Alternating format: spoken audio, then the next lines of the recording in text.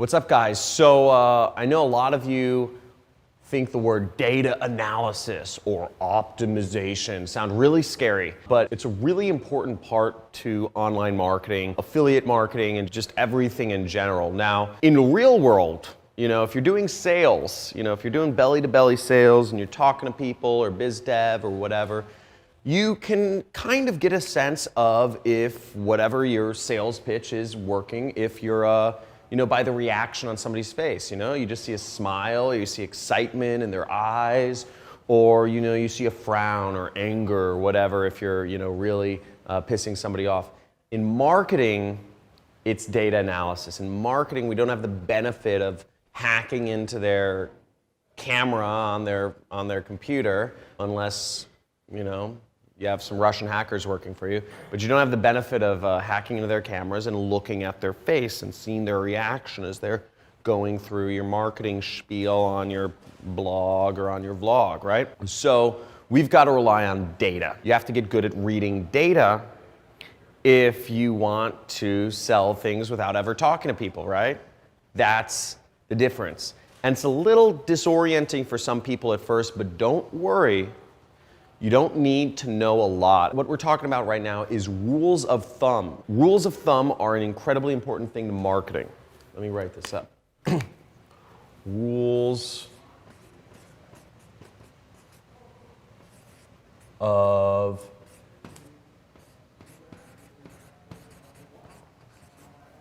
thumb. So rules of thumb, if you're not from America, it's basically a metaphor. It's just saying like some quick rules, some quick ideas of what data should look like. I'm going to go over a number of rules of thumb for marketing to help you figure out just quickly if what you're doing is working or not. These are important, and a lot of these rules of thumb come by talking to other affiliates, being involved in Facebook groups with other affiliate marketers or just marketers, talking to people, reading blogs or vlogs online, etc. You get a lot of these over time, but I'm going to try to go over a bunch of the top ones right here if that's cool for you, okay? So a few rules of thumb to think about. One is click-through rate. So click-through rate from the pre-sell page. And your pre-sell page could be an article, it could be a blog or something on Google, it could be an article on Facebook, it could be a video on YouTube.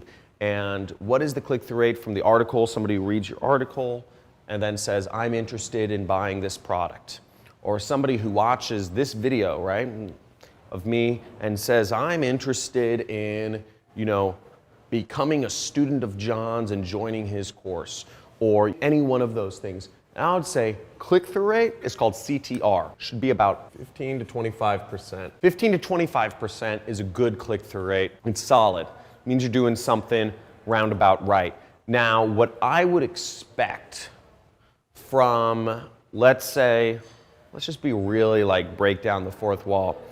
If 15 to 25% of people are not interested in at least learning a little bit more about one of my courses from this video course, then I'm doing something totally wrong. Does that make sense? The point of this entire video course is kind of to give you a sense of what my training's like, right? What it is to be a student of mine. This is a quick training, but I have a much more involved system. I have a much more involved course. I have a much more involved training program to really take you from zero to hero in becoming an affiliate marketer. That's what I do.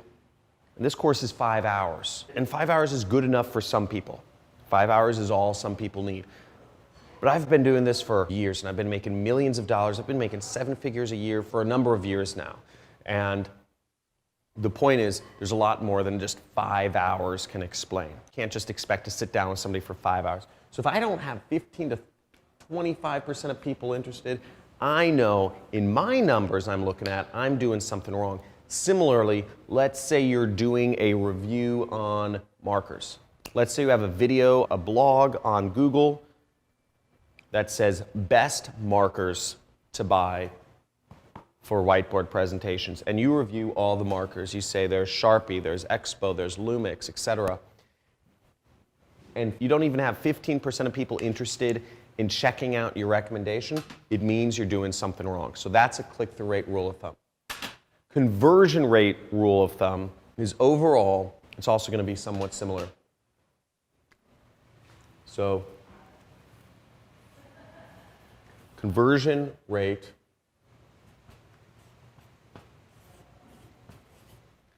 %. Now, if 10% of people are not interested in purchasing the product after they click on it, again, you're doing something wrong. So, for instance, I recommend a lot of products. Let's say I recommend hosting. Let's say I have a video talking about, hey, here's the hosting plans that I analyzed. Here's the web hosting plans. This is the one I recommend you purchase. If 10% of the people who click on it, so let's do real numbers, okay? 100 people view my video, right? So I have a video. 100 people view this video on the best hosting plan. Best hosting. Web hosting. Now, what should happen is, let's say about 20 people end up clicking through, right? 20 people click to go to the website that has, best hosting. Besthosting.com. Because I say besthosting.com is the best and you should buy it. So 20 people should land on this site. I should expect that 2 people purchase, okay? 2 people. Something in that range. These are small numbers I'm dealing with, so maybe 1 person purchases, maybe 3 people purchase. But the point remains, 2 people should purchase or else I'm doing something wrong. Does that make sense? I recommended a product. 20 people clicked there, 2 people purchase. If they don't, if 0 people purchase, probably I'm not selling it very well. Or the product doesn't sell itself very well. So one of 2 things. So these are rules of thumb to kind of optimize all of your marketing efforts by. All of your marketing efforts. Keep these 2 numbers in mind. They don't vary a lot. Okay, they don't vary a lot. Let's talk about some other rules of thumb. Banner click-through rate. Here's another one.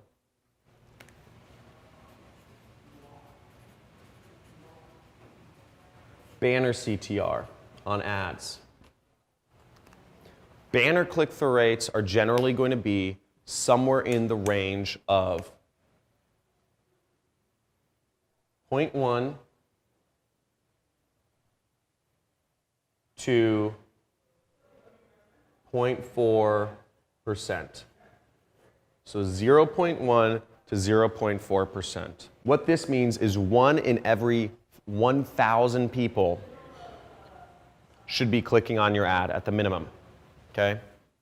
Or 1 in every 250, if that makes sense. So if 1,000 people see your ad, if you get 1 person to click on it, that's actually doing fine. That's normal for banners. That's normal for those annoying banners you see on the side of web pages. That's fine, okay? On the top or on the side. Got it. For search ads, for Google search, you should expect somewhere between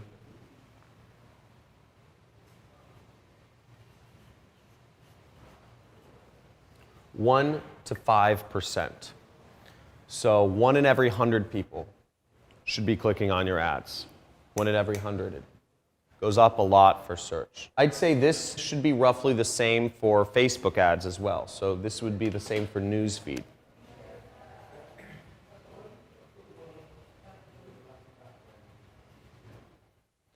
Facebook newsfeed. For YouTube, you should have a roughly 30% view-through rate. Roughly 30% of people should not be clicking the skip ad button. Now, this is just a sampling. These are kind of the biggest rules of thumb.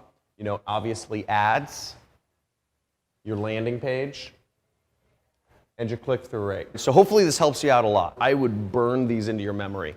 There's a lot more rules of thumb you start figuring out when you start going through advertising. Remember, why these rules of thumbs are important, because if I see a banner getting way more than this, if I have a banner ad that's doing 20% click-through rate, I know it's probably fraud because it's too high.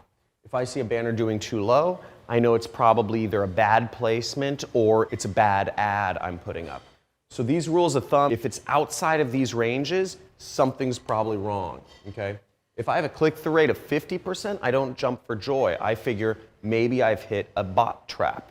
Maybe I'm getting robots on my offer and they're not actually real people clicking through. It's not good to be too high. It's generally not good to be too low. It generally is a sign of something wrong, high or low. Also, another way this factors into everything else we do in affiliate marketing is goal setting. Let's say I want to make $10,000 per month, okay? $10,000 per month.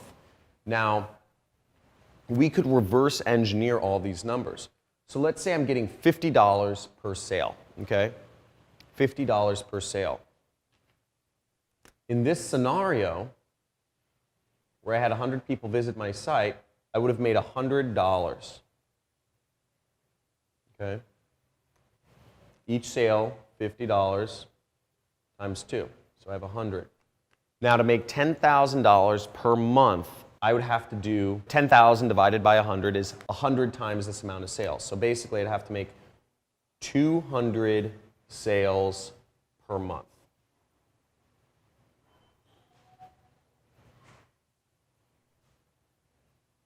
Okay, 200 sales per month.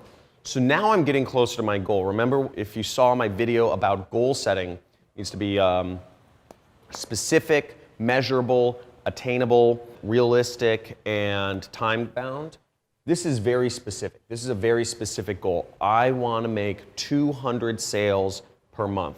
So this is going the next level of breaking down your goals. Instead of saying I want to make $10,000 per month, I want to make 200 sales of web hosting per month using, let's say, organic traffic methods. So we have 200 sales. Now we need to times this by 100 to get to 10,000 or get to 200 sales per month. That means, similarly, we need to times our number of views. We know if we want to get 200 sales per month now, we need to get 10,000 views per month of our video. 10,000 views per month should end us with 200 sales. If we go down the steps. Got it? This is kind of making sense? So now we have a much more specific goal in mind. And where this helps out when you go back to backwards engineering is now we say, okay, do we have the possibility? Is there enough search traffic? Is there enough demand in this niche in whatever I'm selling, whether that's markers or whiteboards or projection systems or black sweaters or whatever, to support 10,000 people, clicking on my video per month? So you got to think about that. And if there is, then you know exactly what you need to do to get there. Does that make sense? And this is some stuff we go over a little bit more in my advanced courses. There should be links around to find out more information about my advanced courses. But you can do all the research through the keyword tool. There's a lot of different ways you can do the research to really break this down and get specific. But this is the overview of the important rules of thumb and how you create that super specific goal to make you become successful and using data. So hopefully that helped. Check out, there should be links or stuff around here. Guys, leave a comment. If you guys like this video, give me a big thumbs up or subscribe, whatever. Hope you guys enjoyed. See you guys in the next video.